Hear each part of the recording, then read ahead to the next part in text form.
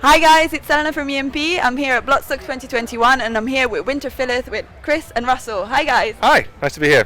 How's it going? Thank you so much for your time. How's it going? It's been great. Obviously, as I'm sure the world has said to you, it's nice to be back at a festival. It's nice to be, interacting with people kind of sort of semi-freely again and like seeing bands perform and having the opportunity to perform. It's brilliant. I think it's probably quite a cathartic thing for lots of people, and it's been 2 years almost in the making, so I'm glad we're here and we're finally able to play a show again. Yeah, finally back to a real festival, real people, Yeah, And so how has it been? Has it been like a shock to come back to a big crowd and stuff? I know you guys haven't. I feel like it's strangely familiar. I mean, you can't really anticipate how it's going to be. We've only been here for a couple of hours, but what's been nice about it is once we got through, the new requirements for entry, which have been maybe stressful, and that's not for everyone, right? But still, once you're through that, you're in the environment, and it's just nice to see that it's similar to how it was, because you don't like this. I don't like the idea of these like distant shows where people are sitting on dinner tables and everyone like is afraid to be around each other. It's like, okay, well, we know everyone in here is good, so let's get back to what we love. Because I mean, gigs and tours have been for a long time the highlight of my life, whether it's playing or attending. So yeah, it's just nice to actually have that back. Yeah, I agree. It's been a huge thing for everyone, and I think you can probably see by people's reactions today to all the bands that are playing. I think even some of the smaller bands that are playing, everyone's turning out for them, and people really want to see live music again. So I'm glad that it's happened. Yeah, there's a strong reaction. Everyone was looking forward to it. So can you tell us what's new in WINTERFYLLETH world? What people should keep an eye out for? It's been a strange one. We released a new album about May into the first lockdown. So yeah, it's almost a year ago. So strangely, today is the kind of first tour date of our new album, touring cycle, I guess. Despite the fact we were supposed to have done, 3 or 4 weeks of touring and played other festivals last year. So it's been a strange one for us. I think lots of bands have been quite actively writing material, trying to kind of write new stuff, push themselves to kind of use the time in a productive way. But because we just released a new album and we feel like it needs the space to grow and to breathe and to be toured, we've sort of refrained a little bit from writing loads of new stuff. Secondarily, Russell joined the band about a year ago, and we've gone through a lineup change. Obviously, he had a new album out, and so we've had the time, and we've been spending the time kind of rehearsing and getting to be familiar with playing music together and stuff, and just kind of getting match fit, I suppose, to do these kind of shows when they come up. Yeah. Finally. Yeah, about time, I guess. Yeah. And talking about touring and stuff, could you share with us the funniest on the road story? I don't know if there are any necessarily. I certainly don't think we're one of those bands who are drinking 800 beers and jumping off a building into a river or something. What about that show you saw on the cruise ship? Not the cruise ship. Oh yeah. Ferry, right? Oh good. Yeah. So it wasn't involving us actually, but we've seen some wild stuff. Yeah, when WINTERFYLLETH was a fairly new band, we got asked to play the Roadburn Festival in Netherlands, and it was probably one of the first times that we'd had to kind of do kind of continental travel to be in a band. So we got the ferry from Hull to Rotterdam, which was quite near the festival and a bit of a drive. And so we were on there. I think it was on the way back. So we'd been at an extreme metal festival for 2 days and seen 30 bands or something, and all the stuff that happened there. But the most extreme thing we saw that weekend was a rugby team who were on the ferry on the way home. I'm sure if you've ever been on a ferry, there's always a band on in the evening and people sat around watching them. There was a balcony which was quite high, and this rugby team kind of linked arms on the dance floor, and one of their guys jumped off the balcony onto their crossed arms, and it was high. It was 2 stories high or something, and he did this proper huge swan dive off the balcony onto his friend's arms, and they caught him and he was all right, but it could have been really bad, because if they'd not caught him, it was a hard dance floor, and he it was crazy. So yeah, we went to an extreme metal festival for 2 days, and the most extreme thing we saw was some guy jumping off the balcony on the ferry on the way home to a band whose name were Hot Mango. So forget about black metal, folks. Like that's the real extreme scene. It's on the P&O ferry from Hull to Rotterdam. Get yourself a ticket if you dare. At your own risk. Yeah. That's really cool. So, and when you're on tour, like, so you said you're not like massively drinking or anything. Like, how do you like passing time between shows, like when you're on tour? Nobody said we didn't drink. No, we do drink. We're drinkers. But how do we pass time between shows? Do you game? Like, do you watch like TV series? Do you read? Do you explore? We do really annoyingly long drives after having very little sleep in a confined space with each other, all fighting to charge our phones in the back seat, I think. And every once in a while, a service station. Yeah.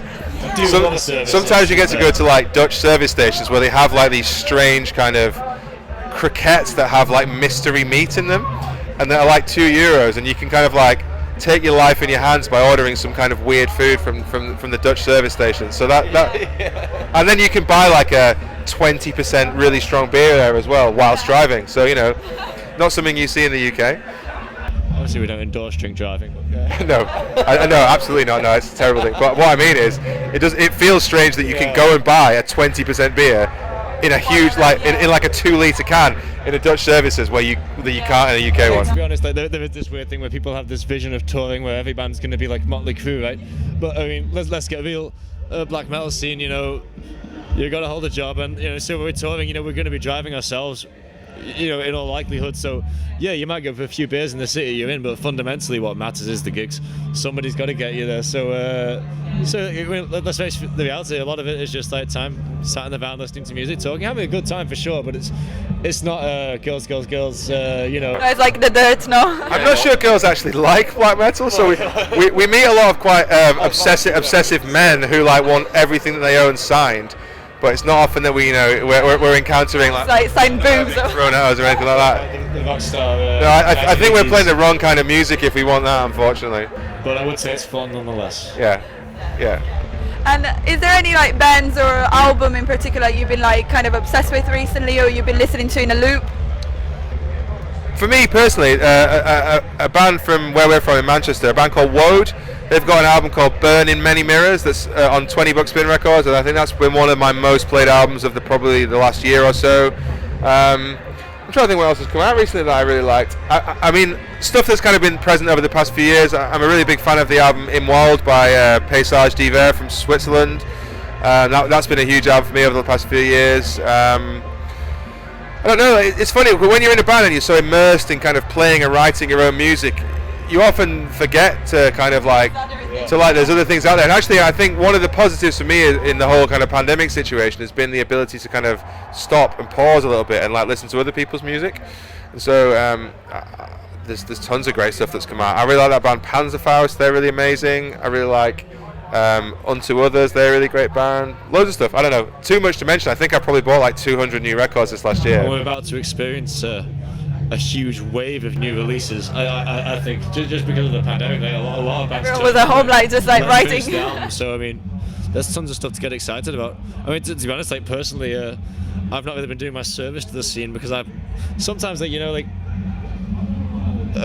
support music, of course, but sometimes you just go back to like your old favourites and really like I am quite romantic about like a lot of the stuff I used to listen to as a teenager, and I think that lately like really I've been just going back to like just fundamentals I enjoy, the Pantera, Slayer, Metallica, that kind of back to the classic. In the Night Side Eclipse.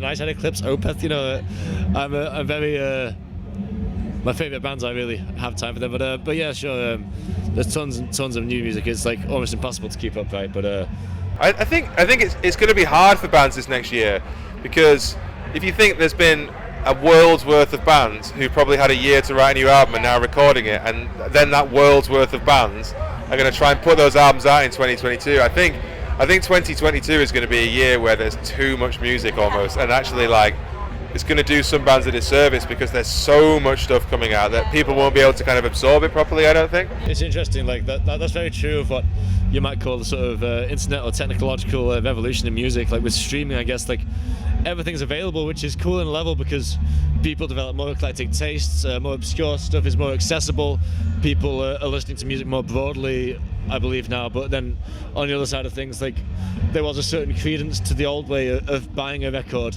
and that would be maybe the only 1 or 2 records you got that week, so you spent more time to engage with it, whereas I feel like a lot of people maybe see music as more disposable now. So yeah, no, I agree. There's an interesting sort of yeah, no, I agree. contradiction there. And I think that you know, there's probably like 30 metal albums or 20 metal albums that come out every Friday.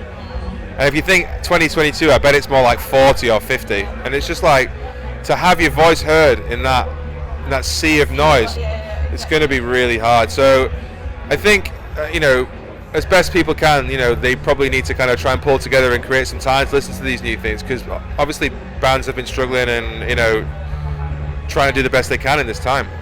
Yeah, I really hope that this strange period in life, I think I can almost see it around me at this festival, that has reignited people's passion for music and maybe made us realize that, you know, we're lucky to be able to do these kinds of things, and you know, music is a joy, it's a privilege in life, and it's something that should be savoured. And there's a lot of life which is not so enjoyable, and I think it really provides an escape, and I think that's really been the case for a lot of people, a lot of music fans.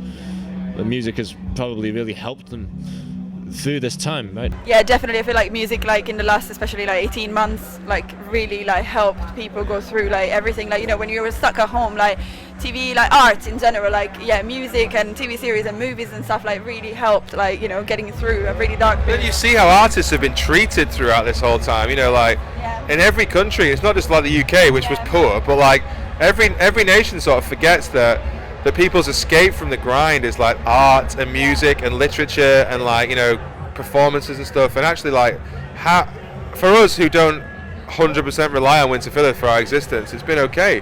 But like for our friends and our kind of like our sound engineer, our like stage people, all those kind of, you know, people, or people who do rely on it, you know, it's been an awful time. The industry, you know, yeah, it's.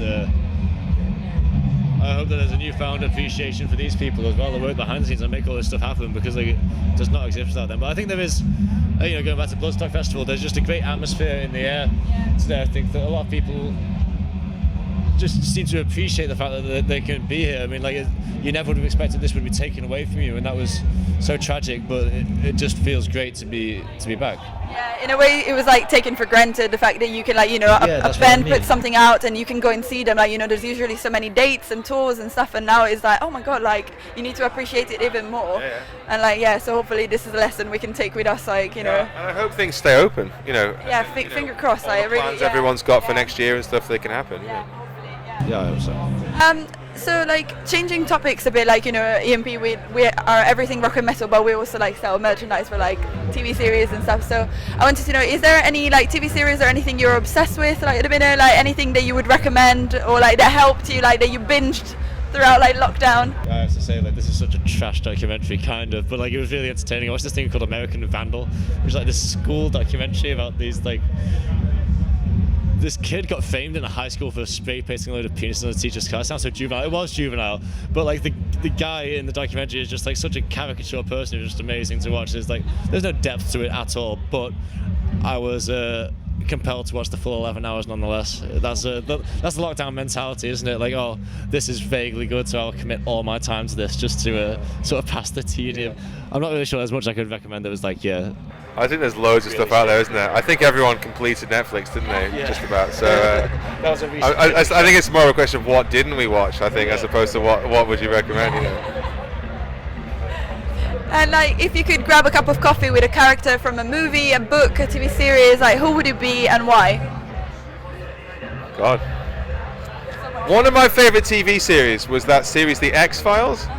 I was always a huge fan of that kind of sort of like conspiracy, like, you know, alien thing. And I don't know, I always quite like the idea of like speaking to like Chris Carter, who was the guy behind that, as to kind of where all that kind of stuff kind of came from in his mind, and like maybe even meeting like, you know, David Duchovny and like Gillian Anderson, those kind of characters who personified it. But yeah, particularly the guys that are behind it, and like what's sort of driving them, and how they kind of came up with all that stuff.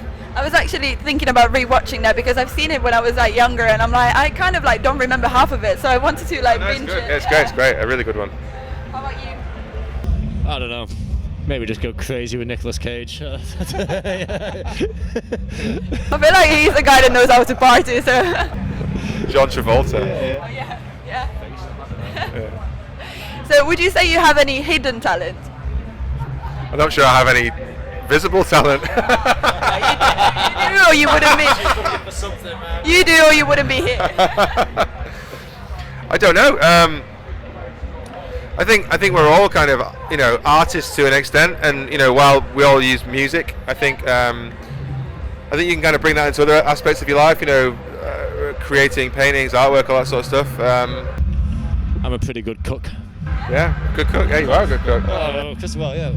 There's little things like that. I think that maybe maybe creative people are more inclined to like different things like that. I really enjoy just basic things like cooking and stuff like that. Like Chris mentioned, sure, it's not like any sort of artistic output here. It's just little things like that. I enjoy it, like writing and these kinds of pursuits.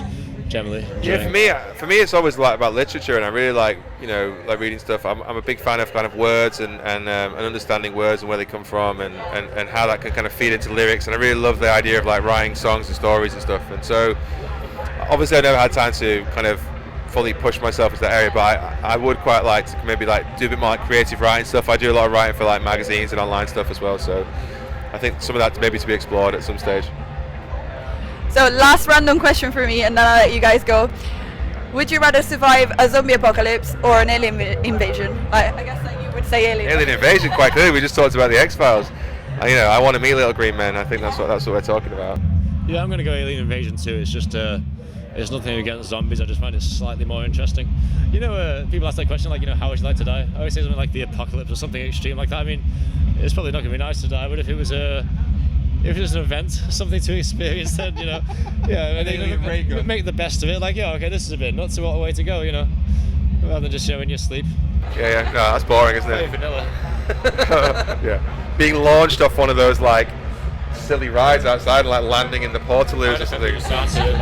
Ride the nuke. Yeah. Oh yeah, exactly. Yeah. I don't know. Yeah. This was awesome, guys. Thank you so much. Can you just leave us with a message for your UK and European fan watching? Yeah, it's been a while. We've been away, but we're back. We've got a new lineup. We've got a new album. We hope to see you on the road soon. We've got some big plans for 2022. We'll be out back into Europe if we're allowed and able. So hopefully we'll see you there. Thank you for supporting WINTERFYLLETH. Die for metal. Love it, guys. This was great. Thank you so much. No problem.